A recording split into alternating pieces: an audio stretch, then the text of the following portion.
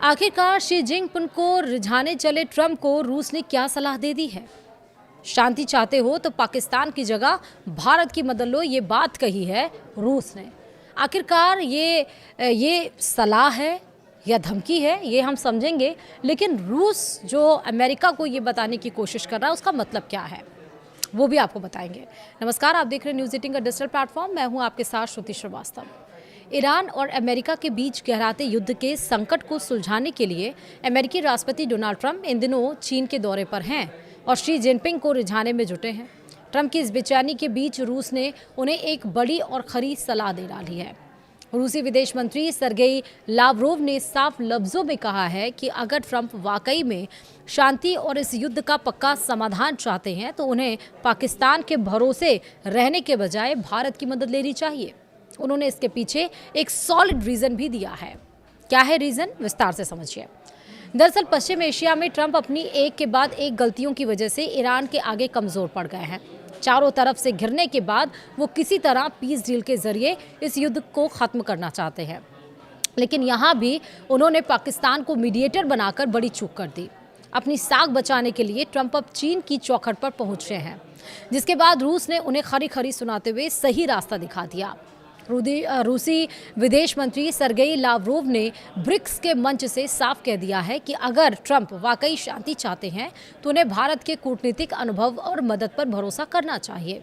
रूस के विदेश मंत्री सरगेई लावरोव ने दिल्ली से वॉशिंगटन को एकदम दो टूक मैसेज दे दिया है। उन्होंने साफ कहा कि ईरान और अमेरिका के बीच मचे घमासान को शांत करने के लिए पाकिस्तान फिलहाल छोटी मोटी मदद तो कर रहा है, लेकिन अगर इस झगड़े का पक्का और लंबा समाधान चाहिए तो दुनिया को भारत के पास आना होगा।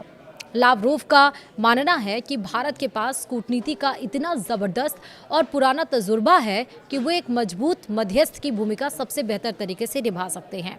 सीधे शब्दों में कहें तो रूस ने अमेरिका को समझा दिया है कि शांति के लिए पाकिस्तान की नहीं बल्कि भारत की साख पर भरोसा करना ही सही फैसला होगा।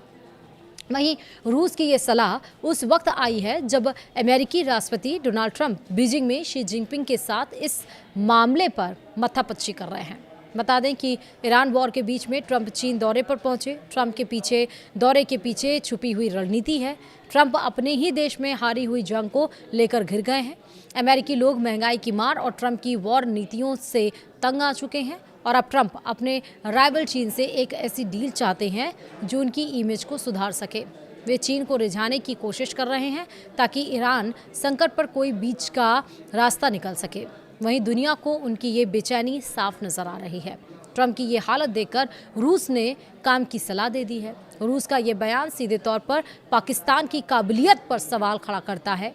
रूस का मानना है कि पाकिस्तान का इस्तेमाल सिर्फ फायर फाइटिंग के लिए किया जा सकता है, लेकिन भारत के पास वो कूटनीतिक अनुभव और साख है जो दो कट्टर दुश्मनों को एक मेज पर ला सके। रूस ही नहीं, अमेरिका में भी पाकिस्तान की भूमिका पर सवाल उठ चुके हैं।